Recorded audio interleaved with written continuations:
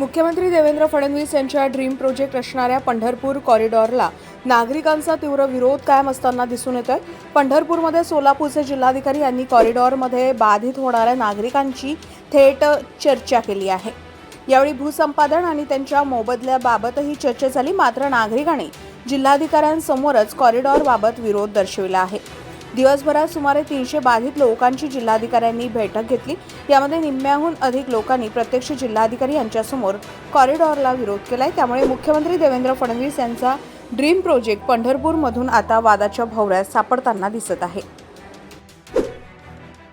साहेबांसमोर corridor संभाव्य आणि प्रकल्पित आराखडा याबद्दल चर्चा झालेली आहे।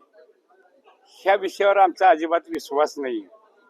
आमचं पूर्वी मंदिर घेतलं, 1 रुपया दिला नाही। साधं काय आम्हाला कागद सुद्धा दाखवलं नाही कोर्टाचा त्या महाराष्ट्र शासनानं, आम्ही कसा विश्वास ठेवायला।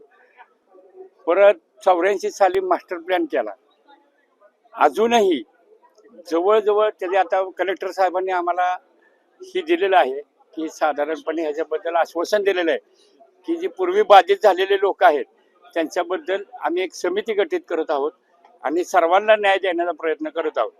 आजच्या दिवसाचं फलित म्हणजे मागील 84चं विस्थापिताचा प्रश्न सुटणार असं कलेक्टर साहेबांनी मान्य केलेलं आहे। आता दुसरा राहिला विषय मंदिर समितीचा। विठ्ठल रुक्मिणी मंदिर समिती, विश्व हिंदू परिषद, भारतीय जनता पार्टीच्या प्रमुख अजेंड्यावर असताना सुद्धा मंदिर न मुक्त करता मंदिरापासून हाकलून लावायचे प्रकार आम्ही याचा निषेध करण्यासाठी इथं आलेलो आहोत। पहिल्यांदा मंदिर भक्तांच्या वारकरी संप्रदायाच्या ताब्यात द्यावे की जेणेकेने प्रकारे तिथला तुम्हाला जर मंदिर परिसर जर चांगला ठेवायचा असेल तर वारकरी संप्रदायाच्या हातात हे मंदिर देणे अतिशय गरजेचं। कॉरिडॉरला विरोध राहणार, कारण का तुमचा पूर्व इतिहास बघता आमचा तुम्हाला विरोध राहणार। त्यांची भूसंपादन हे आता वर्ण साहेबांनी CM साहेबांनी यांचं दिव्य स्वप्न सांगितलेलं आहे। मग हे झोपेत जरा इकडल्या अंगावर तिकडल्या अंगावर होऊ शकतात, ह्याचा अर्थ ही त्यांचं स्वप्न असू शकतं। आमचं जीवन कुठे द्यायचं? आमचं जीवन जगायला आम्हाला भारताने अधिकार दिलेला आहे, तो आम्ही त्या लोकशाही मार्गाने तुम्हाला पुरेपूर दाखवून देणार। आता ह्या मंदिर भागात लुटालूट आणि वेडेपणा करण्यात महाराष्ट्र शासन कधीही यशस्वी होणार नाही, ही तितकंच ग्वाही देऊन सांगतो। प्रशासनाने आता कॉरिडॉर विषयक मीटिंग घेतलेली होती। ही 6 सेशन मध्ये मीटिंग आहे। 600 लोकांची 100 लोकांचे ग्रुप करून मीटिंगा घेतल्यात। आता पहिली मीटिंग झाली 6 मधली, त्यात 100 लोकांपैकी जवळजवळ 38 ते 40 लोकांनी आपल्या तीव्र प्रतिक्रिया व्यक्त केलेल्या आहेत आणि आपल्या तीव्र प्रतिक्रिया लक्षात घेऊन सरकारने सावरासावरी करायचे प्रयत्न केले।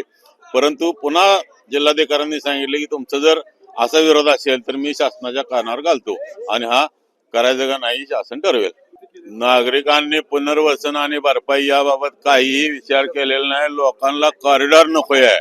कॉरिडॉर आधी काही लोकांनी भूल उठवलेली आहे की लोक मोबदला प्रेमी आहेत, तसं नाही। 99% बाधित हे कॉरिडॉर नको, भूसंपा हे मोबदल्याचा वगैरे विचार सुद्धा करायला तयार नाही। ते कलेक्टर साहेबांनी सांगितलं, पण त्याला त्याविषयी तुम्ही मोबदला चांगला देणार वाईट देणार, आम्हाला पाहिजे तेवढे पैसे देणार का, असं कुणीही मुद्दा काढला नाही। सगळ्याचा ठाम मुद्दा आहे कॉरिडॉर नको। कॉरिडॉर अनेक जणांना असे विचार मांडले की कॉरिडॉर कुणी मागितला कुणी, इथपासून सुरुवात झाली। याच्यावर एक भूसंपादन अधिकारी देशमुख म्हणले की रस्त्याची सुद्धा मागणी कुणी केली नाही। त्यांच्या विधानावर जरा लोक थोडे संतप्त झाले, मग हा विषय पुढे मावळला।